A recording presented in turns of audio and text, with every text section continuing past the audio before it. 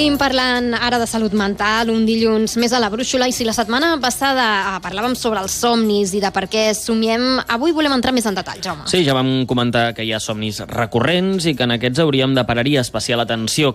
Però què en podem extreure d'aquests somnis? Doncs continuem parlant sobre aquesta qüestió, com cada dilluns, amb el David Cueto, psicòleg al despatx Dr. Guilera, i psicocet N'Esplugues, i també Cepteco al León. David, què tal? Bona tarda. Muy buenas tardes otra vez. Tornem a reprendre la temàtica dels somnis i per arrencar et preguntem, a veure, ¿els somnis són extrapolables a tothom? ¿Tenen un significat individual? Es un poco lo que comentamos, ¿no? Es algo muy personal, entonces, no lo que hablamos, ¿no? La interpretación de los sueños nació con el tema de la psicoterapia, psicoanálisis a principios del siglo XX. Y sí que, claro, era otra época. La gente se suele decir que iba a terapia todos los días o casi todas las semanas, muchas veces. Entonces, es como un producto de otra época, que hoy en día, un tiempo tan acelerado, tan vertiginoso en el que vivimos. Entonces, al final, claro, siempre se recomienda la vinculación con el terapeuta o con la terapeuta. Es decir, el significado de los mismos, como hemos comentado, depende de la expresión emocional del paciente, de sus gustos, de sus intereses, del desarrollo individual, del crecimiento como persona. Entonces, es algo muy íntimo, muy personal, y que al final trasladar una interpretación general a todos, que ahora podemos comentar de simbología general, ¿no? Y que tiene un significado común, pero que al final, ¿no? El ejemplo que puse del valle, ¿no? Pues para una persona puede ser algo agobiante, para otra persona puede ser algo acogedor y tranquilo. Entonces, como digo, es producto de otra época, de otro mundo, de hace 100 años. Entonces, de ahí el interés que muchos pacientes suelen tener, y ese mundo psíquico interior, ¿no? Eso que decía Freud del iceberg, el cerebro, que a nivel neurológico está comprobado y es científico. A més, ja ens vas avançar que fan falta trobar patrons, que no és allò que, ai, mira, avui he somiat amb un tigre, sinó que si aquell tigre és recurrent, doncs sí que ens hi podem fixar. Sí, es lo que suele decir, ¿no? El sueño recurrente, lo que dijimos, ¿no? Que incluso hay estudios de gente que ha tenido sueños premonitorios de que va a tener demencias o Parkinson, que por una noche que ocurra esto, pero si es un sueño muy repetitivo, sobre todo y muy intenso emocionalmente, esa es la guía. La emoción es un poco la guía que nos marca si ese símbolo que nos está marcando el inconsciente o el subconsciente puede ser relevante o no. Entonces, pues entramos, ¿no? Tema del agua, ¿no? Que es un tema muy, muy, muy recurrente, de que Jung decía, ya hablamos de la sombra, la búsqueda del agua. Es como si estamos buscando una fuente de agua. Es un poco que estamos por el buen camino del autoconocimiento. Los patrones, un poco también lo que hablamos también de la concatenación, ¿no? El ir viendo los eventos que nos están llevando al evento final.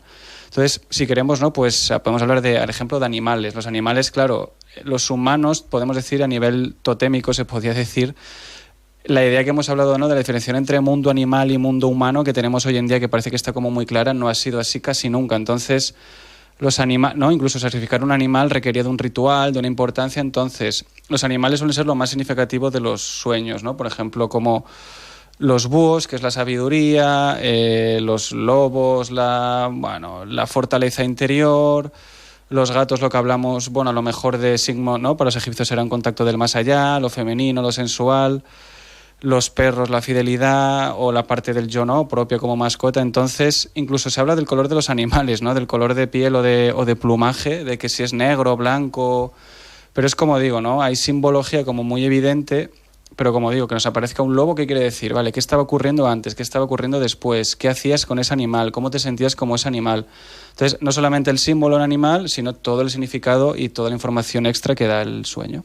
I després altres situacions, no?, que podem també tenir en somnis, inclús també de manera recurrent, com que caiguin les dents, estar despullat. Exacto, també. Sí, es como la gente te suele explicar bastante común, ¿no? Pues el caer ¿no? El caer que te caes al vacío, que se te caen los dientes, que estás desnudo en una situación donde... Entonces esto suele significar como sentimientos de vulnerabilidad, de indefensión, ¿no? Un poco negativos. Y antes también estaba leyendo los sueños ansiosos, que, hay un libro que siempre recomiendo, que es muy curioso, del Castillo de Kafka, que murió antes de que lo acabara, que este libro va como una historia de una persona que va de un lado a otro buscando un castillo que nunca llega. Entonces, estos sueños que han explicado gente con trastorno de ansiedad, gente que sueña que va de un sitio a otro, pero sin ningún fin, ¿no? Entonces, la ansiedad a veces se manifiesta oníricamente de esta manera, ir de un lado a otro sin ningún sentido. Entonces, es como digo, depende de la circunstancia, depende de la situación. Entonces, al final sí, lo repetitivo es hay símbolos muy comunes, como digo, dientes, caída o desnudez, como habéis comentado. La setmana passada ja vam parlar dels somnis lúcids. Sí. Aquelles persones que són capaços de controlar el que els hi passa a l'entorn d'aquells somnis, però vas parlar d'un entrenament per acabar, diguem-ne, aconseguir entrar en aquests somnis lúcids. Esto es muy interesante, sí, está muy bien que preguntéis y que ahondemos en esto. A nivel general, habría que buscar entrenamiento en la memoria prospectiva, que es la memoria futura de lo que vendrá después. Entonces, los métodos son bastante intuitivos. Sería, por ejemplo, como he dicho, nada más despertarse, apuntarlo. Y los patrones que has comentado, ¿no, Jaume, de pues qué hay antes y después. Sería, por ejemplo, ir haciendo chequeos de realidad, ¿no? Durante el día de, bueno, ahora mismo estoy despierto, está pasando esto, ahora mismo sigo despierto, entonces... Sí, l'entrenament ve durant el dia, també. Sí, no claro. No només abans de posar-se a dormir. Apuntarlo, nada más despertarlo, y durante el día, como digo, memorias prospectivas, esa memoria de lo que vendrá después. Entonces, a través de alarmas o de gente que me ha comentado que dice, no, lo que hago es que me pongo el reloj en la muñeca hacia adentro para yo saber que cuando esté soñando, si miro las manos, el reloj si está hacia afuera o no tengo reloj, es que sé que es un sueño. Clar, això representa que és a base de tu mateix, de fer-te costums. Exacto. Que no és una cosa d'un dia per l'altre. Exacto. Y luego, como también se suele decir, que yo creo que hay talento individual. Hay gente que tiene sueños lúcidos porque sí sin entrenamiento y gente que a lo mejor le cuesta mucho. Una aclaración importante. Al parecer hay estudios que dicen que esto a lo mejor no es para todo el mundo. Que si alguien tiene un tema de disociación o de trauma, problemas psicológicos, estos mecanismos, los sueños al final... Bueno, mucha gente es un trastorno, es decir, le aterra, le da mucho miedo. Entonces hay que tener cuidado, como suele decir, jugar con el inconsciente. A veces de que hay personas que hay ciertos estudios de que lo de jugar a un poco a interpretar sueños o a querer tener sueños lúcidos puede ser problemático. Y luego, científicamente, se reconocía que había como un problema de que no se creía que existían. Entonces, hubo estudios científicos de poner electroencefalogramas, ¿no?, en el cerebro y le decían al sujeto experimental, tú mueve los ojos cuando estés en un sueño lúcido, mientras le estaban midiendo las ondas del sueño mientras dormía. Y seguía los patrones, es decir, movía es decir, se ilumina, bueno, entre comillas, como que subía la electricidad, digamos, del electrodo en la parte del movimiento de los ojos. Y le decían, tú cuando tengas un sueño lúcido, mueve los ojos de izquierda a derecha varias veces. Entonces, como que en principio científicamente está comprobado que los sueños lúcidos existen a través de instrumentos de neurociencia, de medición. Claro, hablabas del tema del reloj, por ejemplo, y tal. Sí. Estos son también maneras de controlar una desrealización o una disociación, ¿no? Claro, al final un sueño es como una información filtrada a través, como hablamos, ¿no?, las zonas prefrontales, que son las zonas de control ejecutivo, disminuyen. Entonces, en los sueños lúcidos parece que las zonas prefrontales que están dormidas vuelven a aparecer. Eso es lo que hace el control ejecutivo del sueño. De que los sueños tengan pues más inconscientes, que aparezcan esas zonas reprimidas, esas zonas ocultas. Entonces, esa es la idea, entrenar un poco la memoria, ¿no?, lo que se llama funciones ejecutivas, que hablamos del trastorno por déficit de atención, que hay personas que, por lo que sea, por genética, automáticamente esas zonas se iluminan, bueno, aparecen en los sueños, ¿no?, tienen más funcionamiento y le permite controlar o ejecutar las diferentes partes del mismo. I si parlem de somnis lúcids, també la setmana passada vam parlar de la paràlisi del son. Muy interesante también, sí. Vam passar-hi una mica de puntetes. Explica'ns una mica per això, per què es donen aquestes paràlisis del son. Sería como una especie de descoordinación, ¿no? Como decimos, entre el sueño y la vigilia se puede parecer como una hipnosis, como que la persona es este estado de conciencia alterada de ni dormido ni despierto. Entonces, en este estado de conciencia alterada es mucho más probable que el cerebro ocurra, vea cosas, porque se suele decir como que el cerebro rellena huecos. Es decir, cuando el cerebro no tiene la información completa de lo que tiene delante, se imagina o lo llena de lo que él cree. Y esto, por ejemplo, el tema de la gente que trabaja con ilusiones ópticas o con ilusiones o magos y demás, es decir, es un poco el significado de la magia que podemos ver. Entonces, al final, esto de los sueños lúcidos es muy interesante porque yo he leído 3 subtipos. Uno es el famoso íncubo o el demonio de la parálisis del sueño. Gente que te dice que se ha despertado, que ve un monstruo delante que como que no le deja respirar. Otro tipo de parálisis sería como de sensorial, que escucho pasos, voces o en el pasillo, fuera de la habitación. Y luego, yo creo que de los más interesantes para estudiar es como se llama el vestibular, ¿no?, las parálisis del sueño vestibulomotoras, el sistema del oído, ¿no?, del posicionamiento visoespacial, de la gente que explica que tiene como sensaciones extracorpóreas, ¿no? Eso de que me he visto desde fuera de mí mismo, desde el exterior, que es un tema como muy interesante y que en teoría están categorizadas también como parálisis del sueño. Gente que dice que está en una operación de vida o muerte y que se ve misma desde arriba, o que flota y, ¿no?, vuela por el cielo y puede ver el mundo desde arriba. Entonces, este parece ser un tipo de parálisis del sueño. La explicación científica no está del todo clara, pero es como digo, entre ese estado entre dormido y entre la vigilia y el sueño, es como el cerebro más fácil tiene, podemos decir, alucinaciones sobre cosas que no están o no existen. Totes aquestes al·lucinacions poden ser negatives o n'hi ha alguna...? Claro, hay gente que incluso se le entrena, como por ejemplo la psicosis, que hay un método que se trata de que la gente haga como una especie de avatar virtual de la voz que escuchan.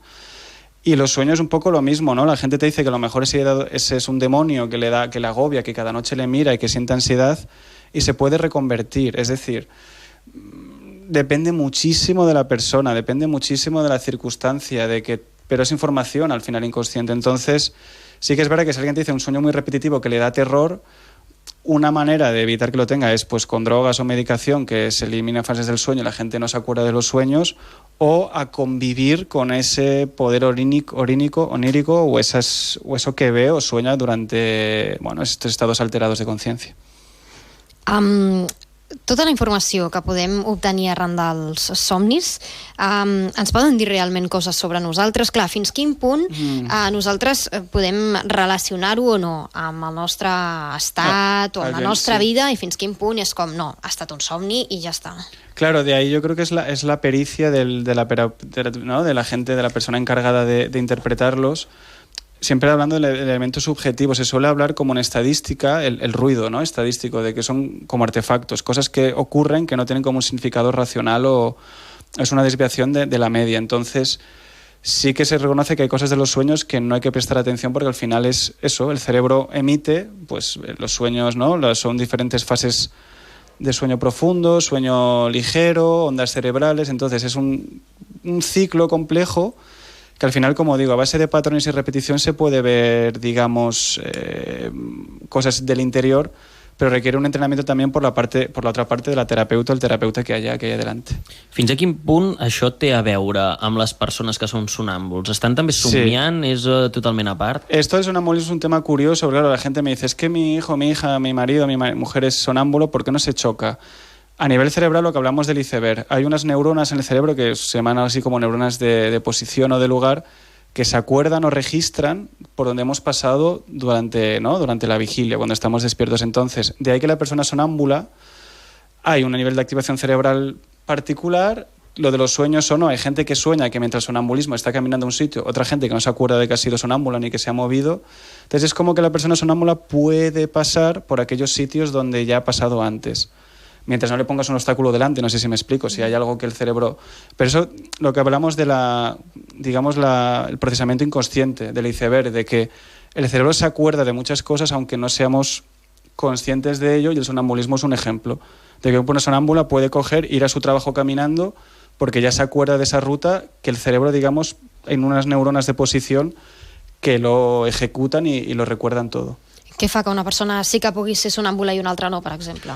Pues como se suele decir, yo creo que es epigenética, ¿no? Yo creo que predisposición genética y también estresores, ansiedad, por ejemplo, gente que te explica que tiene más sonambulismo, más pesadillas o más problemas del parálisis del sueño cuando está más ansiosa.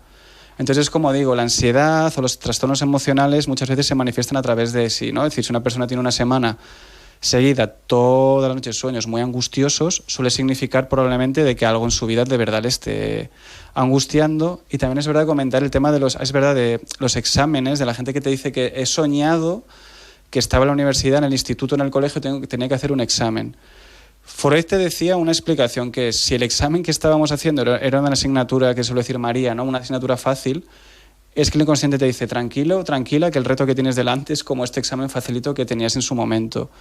Si parece que soñamos con aquello que era un coco, esa asignatura de la universidad tan difícil, del instituto, del colegio, que nos sentíamos pues tontos o tontas y suspendíamos siempre, es que el inconsciente parece que te está diciendo que el reto que tienes delante o lo que te estás enfrentando simbólicamente se parece a esa asignatura y que tengas cuidado que te viene un reto difícil en adelante. Ara que parles d'estudiar, i aquí ha intentat aprofitar les hores de dormir per exemple, posar-se casets d'aprendre idiomes o d'estudiar. Sí, això sembla que s'ha deixat una mica de banda, però fins a quin punt? Como este capítulo de Los Simpson, ¿no? De que Homer se pone que compra una cinta de adelgazar y acaba teniendo un buen vocabulario. Aquí hay mucha polémica, el aprendizaje inconsciente. En principio no es tan sencillo, ¿no? Si no, todo el mundo sabría de todo. Sí que el cerebro recibe información mientras duerme incluso, ¿no? Hay gente que... Puedes hablar con gente que está medio dormida, que parece que habla en ciertas fases del sueño, entonces, pero pensar que uno puede ponerse un casete, un podcast de quiero que aprender inglés, no es tan sencillo. Había el estudio famoso también de lo de beba Pepsi en unos milisegundos en la pantalla del cine, creyendo que el cerebro se quedaba con esa proyección inconsciente.